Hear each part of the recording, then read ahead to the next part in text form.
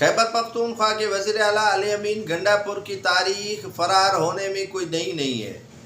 اسلام آباد long march 2014 ہو، اس میں بھی وہ فرار ہوتے نظر آئے، اور 2022